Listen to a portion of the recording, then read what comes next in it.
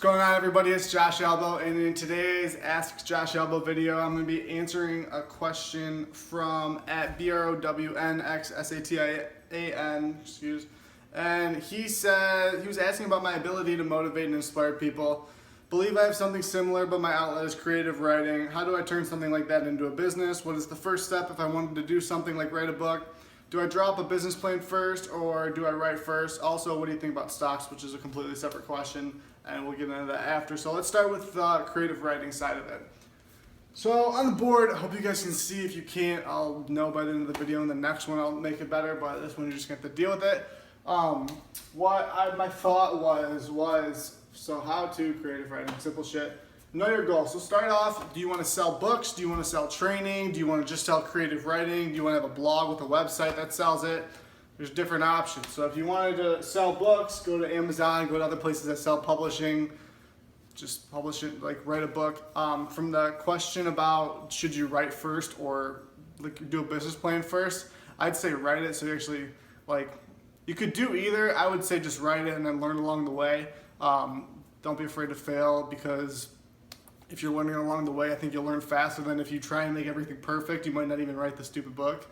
I'm not saying it's stupid, I'm just saying if you do all the shit to get ready for it, you might be so overwhelmed with all the stuff you're gonna have to do and not even write the book, which is the whole point, the goal in the first place. Whereas if you just write the book and go with it, you're gonna have something pulling you instead of trying to push through all that. You'll have the book, you wanna accomplish that goal of having the book, and that'll pull you through all the other shit you have to do. It's fun stuff, but it's not always the easiest stuff. Next thing, do you want to just sell your writing? So do you want to have a blog or website that just sells your writing instead? You don't necessarily write a book, but you could have a blog where you write a chapter, let's say, or just a blog, just a normal blog that people follow. You can market it. However, obviously, I always recommend social media for marketing because it's the most cost effective. You can reach people for 19 cents on average, if not less. You can't beat it for the pricing, not including the fact that TV is expensive, billboards are expensive, so market a blog. Next, do you want to sell your training? So do you want to have a website that says, I'll train people how to do creative writing, because you already know you're the expert in it, but you don't necessarily know how to market a book or market your blog. You could just sell your training, teach people how to do it. So let's say if affiliate marketing or a website type thing, make your own website on Wix, Weebly, Squarespace, whatever. It takes a half hour to make a quick one.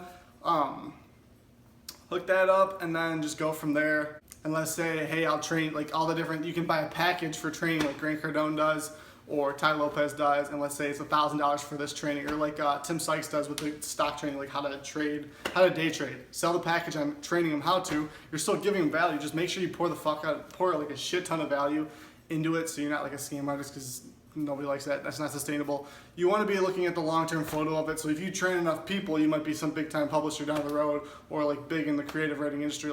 Make it future-driven, not I'm trying to make 100,000 real quick. Because if you sell 100 of them for 1,000, it's 100 grand. Like that. It's not difficult shit to do. One, you have to actually be willing to put in the work and market it. But it's simple stuff. So there's another thing.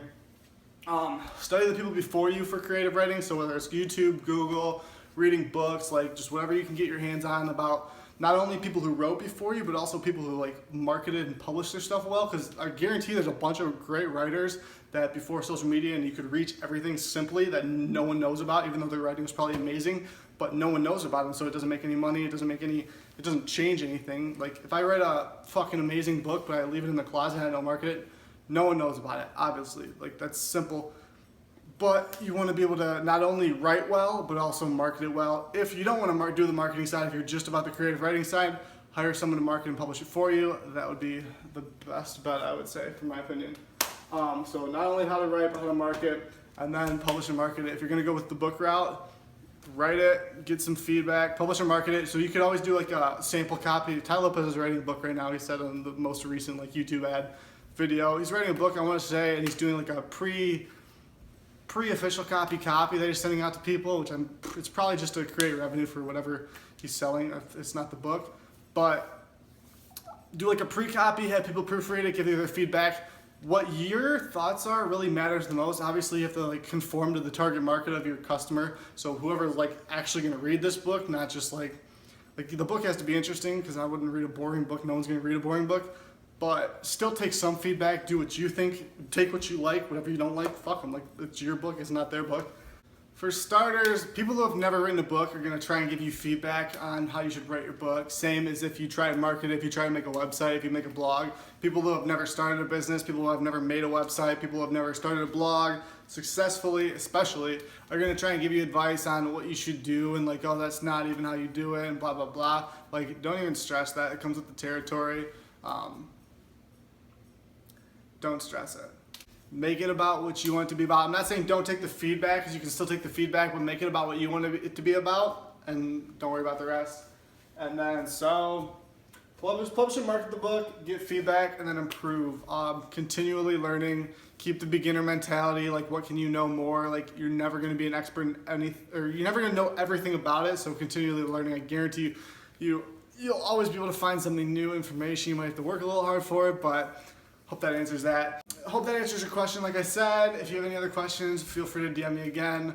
If anyone else watching this video has a question, feel free to leave a comment below or DM me on Instagram and Twitter. I don't really use Twitter. If you got something out of this video, please subscribe, like, leave a comment below, whatever you enjoyed about it. And then what you didn't enjoy, I'm more concerned about that because that's how I improve. So rip me up, tell me what you didn't like about it. Till next time, guys.